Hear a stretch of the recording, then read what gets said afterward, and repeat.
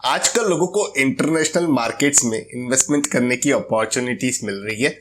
यहाँ पर लोग इंटरेस्टेड हैं कि उनके पोर्टफोलियो में भी वर्ल्ड की लीडिंग कंपनीज जरूर हो। अब वर्ल्ड की लीडिंग कंपनीज ना केवल आपने सुन रखी होंगी बल्कि उनसे आप किसी न किसी तरीके से किसी न किसी माध्यम से जुड़े हुए भी हो। यह हकीकत है। आपने कुछ इंटरनेशनल कंपनीज के नाम तो सुन रखे होंगे, जैसे कि फेसबुक, अमेजॉन, डेल, माइक्रोसॉफ्ट। बताइए कमेंट्स में सुन रखे हैं कि नहीं सुन रखे हैं। लेकिन ये सब कंपनीज यूनाइटेड स्टेट्स में लिस्टेड, और मेरे इस वीडियो का जो मकसद है वो केवल यूनाइटेड स्टेट्स तक लिमिटेड नहीं है।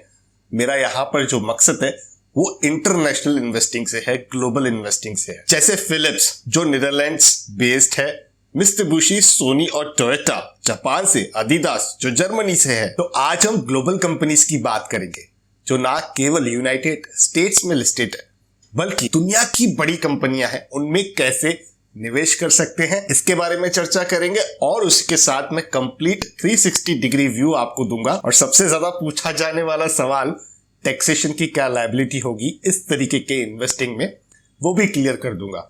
सब कुछ इंट्रो में नहीं, वीडियो में आगे समझेंगे। तो आइए मिलकर सीखते हैं। हो सकता है इंटरनेशनल इन्वेस्टिंग काफी लोग पहली दफा कर रहे होंगे, और मेरा हमेशा से ये मानना रहता है कि अगर आप कोई भी चीज की शुरुआत कर रहे हो तो हमेशा आप एक्सपर्ट्स के जरिए ही कीजिए।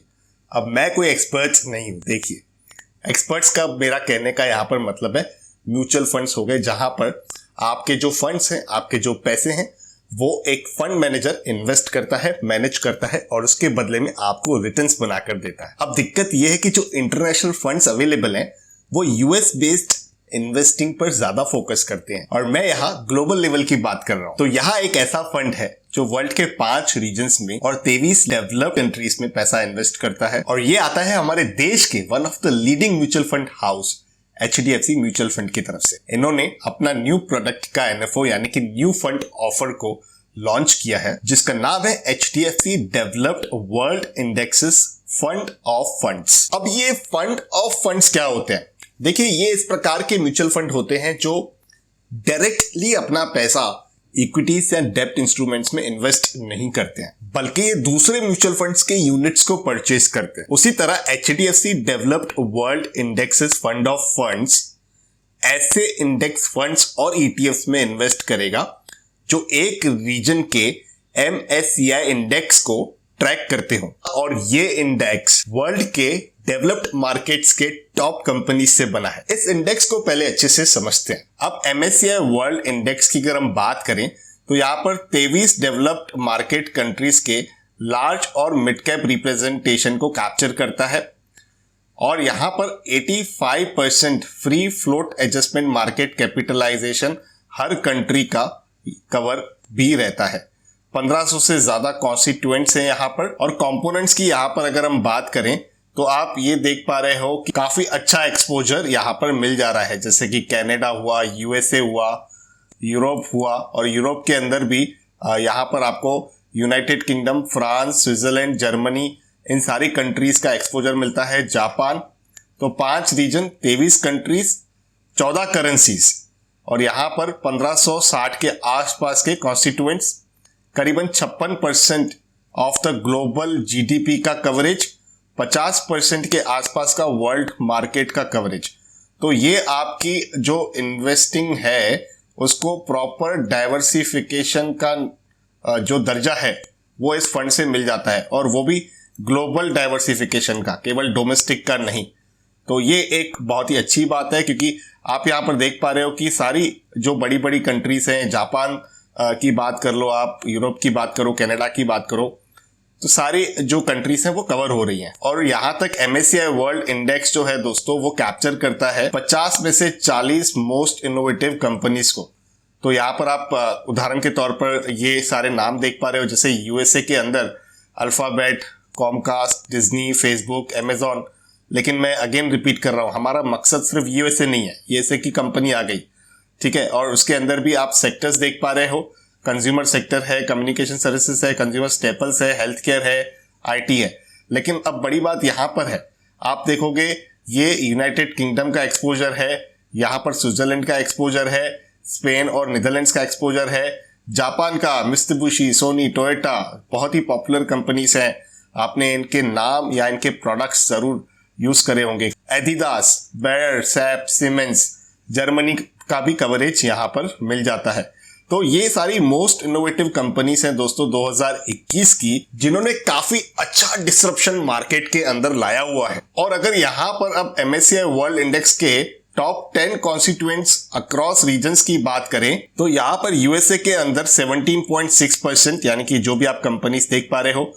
यूरोप की बात करें तो 3.6%, जापान की बात करें तो 1.5%। ये सारी कंपनीज आप यहाँ पर देख भी पा रहे हो। पैसिफिक एक्स जापान, ये भी सारी कंपनीज आप यहाँ पर देख पा रहे हो, टोटल 1.4%। कनाडा की बात करें तो यहाँ पर भी आप ये सारी कंपनीज देख पा रहे हो, टोटल 1.5%। अब हो सकता है अक्षर आपको छोटे छोटे दिख रहे हो तो आप वीडियो को पॉज करके कंपनीज को रीड कर सकते हो, लेकिन आपके सहायता के लिए इस पूरे डॉक्यूमेंट की जो लिंक है वो मैं नीचे डिस्क्रिप्शन में दे दूंगा ताकि आप पढ़ सकें, उसके बाद इस वीडियो के इनपुट को रिलेट भी कर सके। अब एक बोनस फैक्ट के बारे में बात करें तो पिछले 5 सालों में डॉलर टर्म्स के हिसाब से अगर हम देखें तो इस MSCI वर्ल्ड इंडेक्स ने 14.3% के रिटर्न्स दिए हैं, जबकि निफ्टी 50 ने केवल 11.8% के रिटर्न्स दिए हैं। तो यहां तक मैंने आपको इस फंड के इन्वेस्टमेंट स्ट्रेटेजी के बारे में समझाया। अच्छे से समझ में आया है तो अभी वीडियो को लाइक जरूर कीजिए, क्योंकि बाद में आप भूल जाते हो। लेकिन एक्शनेबल इनपुट अभी भी बाकी है। यहां पर हम फंड के फैक्ट्स को कवर करेंगे। देखिए, अगर इस टाइप ऑफ स्कीम की बात करें तो ये एक open ended fund of fund scheme है जो इन्वेस्ट करता है यूनिट्स में या तो शेयर्स में, ओवरसीज इंडेक्स फंड्स या ETFs में, जो ट्रैक करते हैं MSCI वर्ल्ड इंडेक्स को।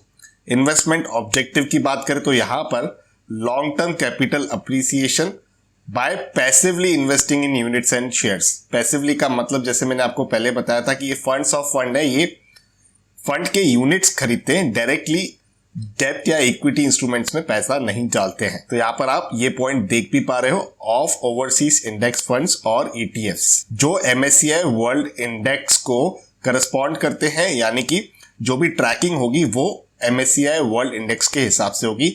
ये इंडेक्स अगर अच्छा परफॉर्म करेगा तो आपके रिटर्न्स अच्छे बनेंगे, और ये इंडेक्स अगर अच्छा परफॉर्म नहीं करेगा तो रिटर्न्स गिर भी सकते हैं। जी हाँ, mutual funds are always subject to market risk. Disclaimer देना बहुत ज्यादा जरूरी था। फंड मैनेजर की बात करें तो यहाँ पर मिस्टर कृष्ण कुमार दागा जी मैनेज करने वाले हैं इस फंड को। प्लान्स की बात करें तो डायरेक्ट और रेगुलर प्लान दोनों ही मिल जाएंगे आपको। मुझे पर्सनली डायरेक्ट प्लान पसंद आते हैं।